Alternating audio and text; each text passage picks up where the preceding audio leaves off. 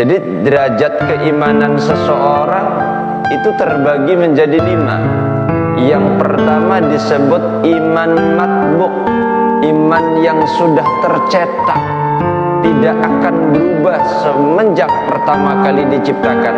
Ini adalah imannya para malaikat. Malaikat tidak pernah melakukan kesalahan sekecil apapun. Sebagaimana Allah Ta'ala terangkan di dalam Al-Quran, la ya'asuna ma amarallah wa yaf'aluna ma yu'marun. Malaikat tidak pernah maksiat kepada Allah dan selalu melakukan apa yang diperintahkan oleh Allah Subhanahu wa Ta'ala. Itu disebut dengan kalimat iman matbu'. Yang kedua, derajat keimanan ada yang disebut dengan iman maksum. Keimanannya terjaga dari maksiat, keimanannya terjaga dari sifat durhaka kepada Allah. Ini iman yang dimiliki oleh para nabi dan rasul, sehingga disebut dengan iman yang maksum. Para nabi dan rasul mustahil melakukan sebuah dosa dan kesalahan. Andai pun itu terjadi, maka itu tidak dianggap sebuah kesalahan karena pembelaan dari Allah Subhanahu wa Ta'ala. Mungkin sebagian dari kita pernah mendengar bahwa dulu Nabi Ibrahim pernah berbohong. Nabi Ibrahim menurut satu riwayat pernah melakukan kebohongan sebanyak 4 kali.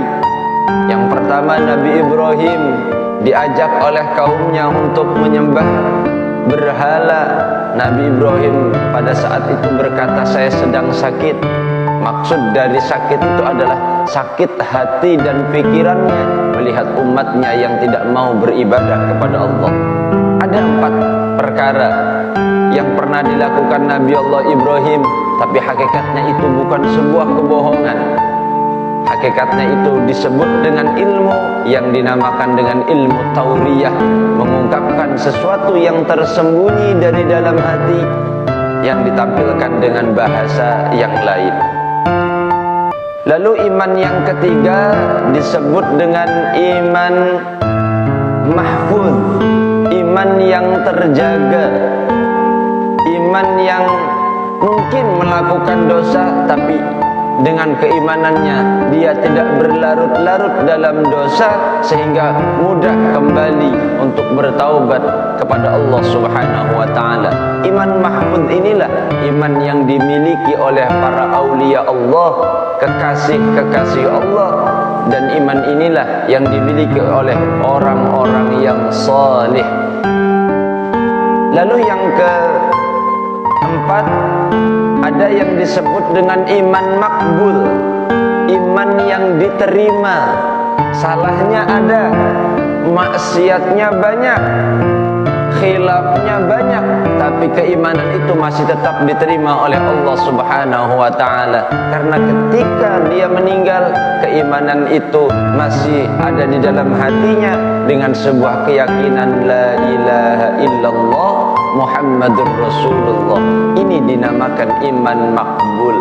Dan yang terakhir, kelima, ada yang disebut dengan iman mardud, keimanan yang ditolak.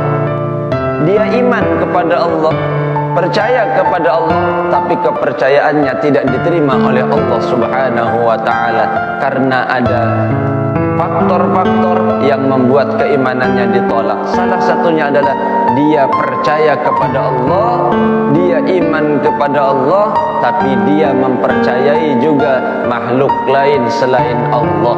Dia mempercayai Tuhan lain selain Allah.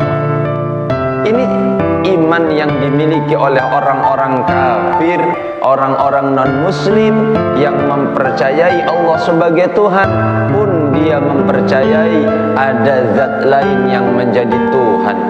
Na'udzubillah summa na'udzubillahi min dzalik.